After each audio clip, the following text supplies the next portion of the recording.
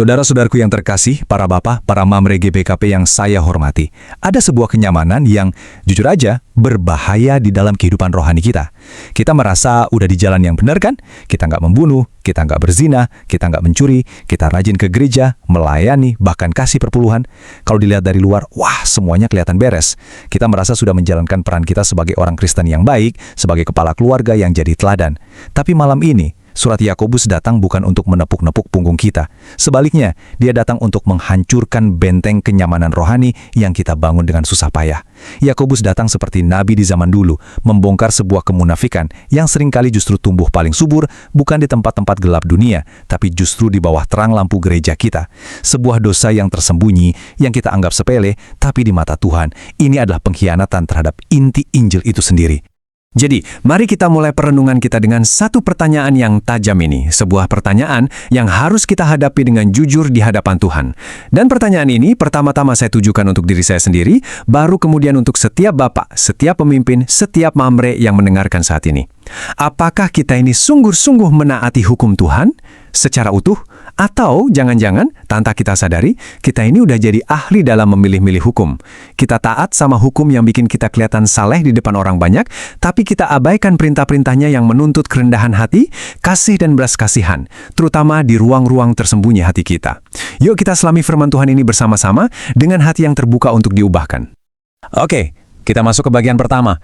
Yakobus itu orangnya to the point banget. Dia nggak pakai basa-basi.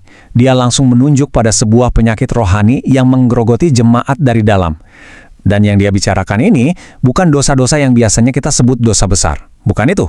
Dia justru mengungkap sebuah dosa yang akarnya ada di dalam sikap hati kita.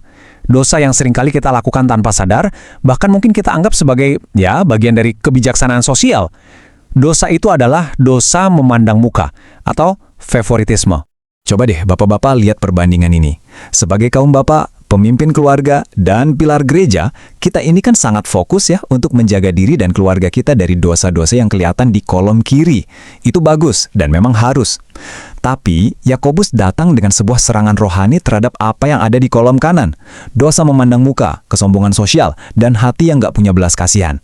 Nah ini dosa-dosa yang jauh lebih halus, lebih sopan kan? Tapi bagi Yakobus, dosa-dosa ini sama merusaknya, bahkan mungkin lebih berbahaya. Kenapa? Karena dia menyerang langsung ke inti dari karakter Allah yang kita sembah. Sekarang, apa sih yang sebetulnya terjadi di jemaat yang dilayani Yakobus? Konteksnya itu jelas dan brutal. Coba bayangkan ini terjadi di kebaktian gereja kita. Waktu ibadah mau mulai, masuk seorang tamu, orang kaya, pakaiannya mahal, cincin emas berkilauan di jarinya. Para majelis langsung nyambut, "Oh, silakan Pak, ini tempat duduk paling bagus buat Bapak, di depan." Gak lama kemudian, masuk orang lain, orang miskin, pakaiannya lusuh, baunya gak enak. Kepadanya cuma dibilang, kamu berdiri aja di pojok sana, atau duduk di lantai dekat pintu. Bapak-bapak, ini bukan sekedar masalah etika sosial yang jelek ya. Ini adalah cerminan dari hati yang sudah mengimpor sistem nilai dunia ke dalam rumah Tuhan. Gereja yang seharusnya jadi tempat di mana semua label dunia, kaya, miskin, terpelajar, sederhana, dilepaskan di kaki salib Kristus, malah jadi panggung baru untuk diskriminasi sosial. Nah, ini dia yang menarik dan sekaligus menakutkan dari ayat ini. Perhatikan baik-baik bahasa yang Yakobus pakai. Dia nggak bilang, kamu sudah melakukan kesalahan sosial. Bukan, dia bilang, kamu bertindak sebagai hakim dengan pikiran yang jahat. Wah, ini tuduhan yang sangat serius loh. Favoritisme menurut Yakobus bukan kekhilafan kecil. Itu adalah sebuah tindakan mengambil alih posisi Tuhan, menghakimi nilai sesama manusia pakai standar dunia yang jahat, yaitu standar kekayaan, penampilan, dan status. Ini adalah kerusakan iman yang sangat dalam, karena ini menunjukkan bahwa kita lebih menghargai emas dunia daripada gambar Allah di dalam diri sesama kita. Mari kita lanjutkan untuk melihat gimana Yakobus membangun argumennya. Setelah membongkar dosa yang tersembunyi ini, dia nggak berhenti di situ. Dia kemudian menghadapkan jemaat pada satu-satunya standar kebenaran yang sejati. Sebuah standar yang menghancurkan semua kesombongan dan sistem nilai duniawi kita. Standar itu ia sebut hukum kerajaan. Inilah dia, hukum kerajaan. Kenapa disebut kerajaan? Ya karena ini adalah hukum dari Sang Raja, Yesus Kristus. Ini adalah konstitusi dari kerajaan Allah. Perintah ini, yang pertama kali ditulis ribuan tahun sebelumnya di kitab Imamat, diangkat oleh Yesus sendiri sebagai jantung dari seluruh hukum Allah. Ingat kan? Yesus bilang, seluruh Taurat dan kitab para nabi itu bergantung pada dua hukum, kasih kepada Allah dan kasih kepada sesama. Ini bukan cuma salah satu dari 10 perintah, ini adalah DNA dari karakter Allah. Artinya, seluruh kehidupan kita sebagai warga kerajaannya harus diatur dan diukur oleh hukum kasih ini. Seorang teolog besar, John Calvin, dengan sangat tajam menangkap inti argumen Yakobus ini. Dia bilang, kita itu sekali-kali nggak bisa memisahkan ketaatan kita ke atas, kepada Tuhan, dengan ketaatan kita ke samping, kepada sesama. Mengaku mengasihi Tuhan yang nggak kelihatan, sambil merendahkan manusia yang kelihatan, yang diciptakan menurut gambarnya, adalah sebuah omong kosong rohani. Jadi, waktu kita memandang muka, waktu kita lebih hormat sama si kaya daripada si miskin, kita itu bukan cuma lagi menghina orang miskin itu, kita sedang menghina dan menghancurkan hukum dari raja yang kita akui sebagai Tuhan kita. Sekarang kita sampai pada salah satu ayat yang paling sering disalahpahami dan mungkin salah satu yang paling menantang dalam seluruh Alkitab. Sebuah ayat yang kalau kita nggak paham dengan benar, bisa bikin kita putus asa atau malah jadi kaku. Tapi kalau kita paham dengan benar, ayat ini akan membuka mata kita betapa seriusnya dosa di mata Tuhan dan betapa kudusnya pribadinya. Coba kita renungkan sejenak betapa beratnya perkataan ini. Menuruti seluruh hukum, tapi gagal di satu bagian saja, bahkan di bagian yang kita anggap kecil, maka kita bersalah terhadap seluruhnya. Tunggu. Apa maksudnya ini? Apa ini berarti berbohong kecil sama beratnya dengan membunuh orang? Tentu tidak. Alkitab di tempat lain jelas membedakan tingkatan dan konsekuensi dosa. Lalu, apa poin yang mau disampaikan Yakobus dengan pernyataan yang begitu absolut ini? Jadi, poin kuncinya adalah ini. Kesatuan moral hukum. Gini deh logikanya, bayangkan hukum Tuhan itu seperti sebuah cermin besar yang sempurna, yang memantulkan karakter kudus Allah. Kalau ada satu retakan kecil aja di cermin itu, seluruh cermin itu udah nggak sempurna lagi. Atau bayangkan seperti rantai emas. Kalau satu mata rantainya saja putus, ya seluruh rantai jadi nggak berguna kan? Poinnya bukan pada berat atau ringannya pelanggaran, tapi pada siapa yang kita lawan. Waktu kita melanggar satu perintah, sekecil apapun di mata kita bukan cuma melanggar sebuah aturan, kita sedang memberontak melawan pribadi Sang Pemberi Hukum yang Maha Kudus. Setiap dosa adalah serangan terhadap kedaulatan dan kekudusan Tuhan. Itulah yang membuat setiap dosa itu serius. Yuk, kita pakai ilustrasi yang kena banget buat kita para bapak, para mampre. Bayangkan seorang bapak yang sangat dihormati di gereja. Disiplin, nggak pernah mabuk, nggak pernah selingkuh, aktif sekali dalam pelayanan. Dari luar, dia teladan ketaatan. Tapi di rumah, dia seorang tiran. Kata-katanya tajam, menyakitkan buat istri dan anak-anaknya. Dalam pergaulan, dia memandang rendah orang yang status sosialnya di bawah dia. Dan cuma ramah sama orang-orang berpengaruh yang bisa kasih dia keuntungan. Secara teknis, mungkin dia nggak melakukan dosa-dosa besar.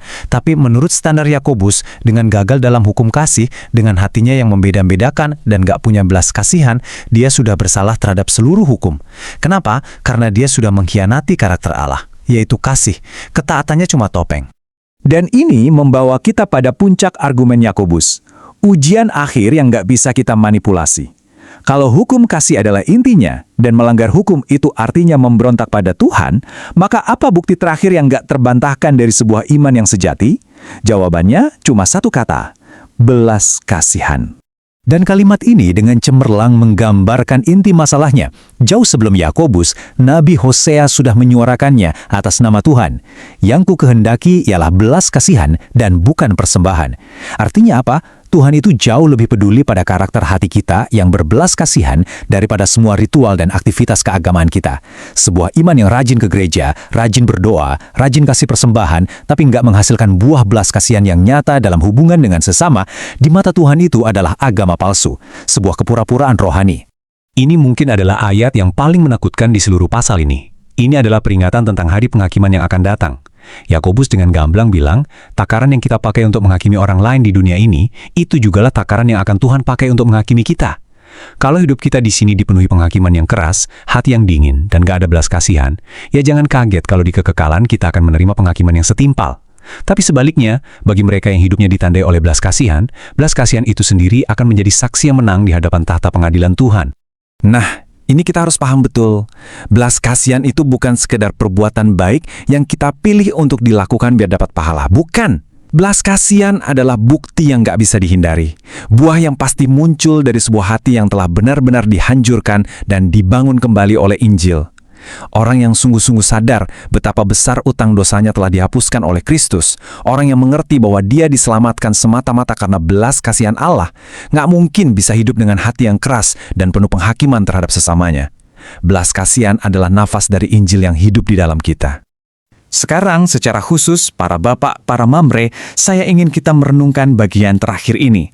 Karena kita punya peran dan tanggung jawab yang besar di hadapan Tuhan sebagai pemimpin rohani di keluarga dan penopang gereja.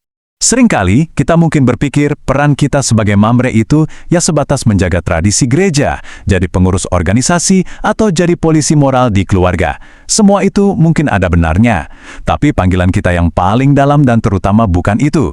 Panggilan kita adalah menjadi cerminan hidup dari karakter Kristus bagi istri, anak-anak, dan jemaat kita. Panggilan kita adalah untuk punya hati yang sama seperti hati Kristus, hati yang hancur melihat yang terhilang, hati yang tergerak oleh belas kasihan. Panggilan kita adalah untuk menjadi pria yang memperlakukan setiap orang tanpa pandang bulu dengan hormat dan martabat yang sama karena kita melihat gambar Allah di dalam diri mereka. Jadi saat kita mengakhiri perenungan ini, pertanyaannya kembali ke kita masing-masing secara pribadi. Warisan apa yang sedang kita bangun hari demi hari? Warisan seperti apa yang akan diingat oleh anak-anak kita, istri kita, dan jemaat kita ketika kita sudah tidak ada? Apakah mereka akan mengingat kita sebagai orang yang taat aturan secara kaku, yang cepat menghakimi, yang hidupnya dingin? Atau mereka akan mengingat kita sebagai cerminan hidup dari belas kasihan Kristus, seorang Bapa yang hatinya lembut, tangannya terbuka, dan hidupnya memancarkan kehangatan anugerah Tuhan. Pilihan ada di tangan kita setiap hari. Jika bapak-bapak dan saudara sekalian diberkati oleh pengajaran ini dan ingin terus belajar firman Tuhan secara mendalam, jangan lupa subscribe channel YouTube Timothy Muham, tekan tombol like, dan bagikan pengajaran ini kepada saudara-saudara seiman, agar semakin banyak orang dibangun oleh kebenaran firman Tuhan. Sampai jumpa. Tuhan memberkati kita semua.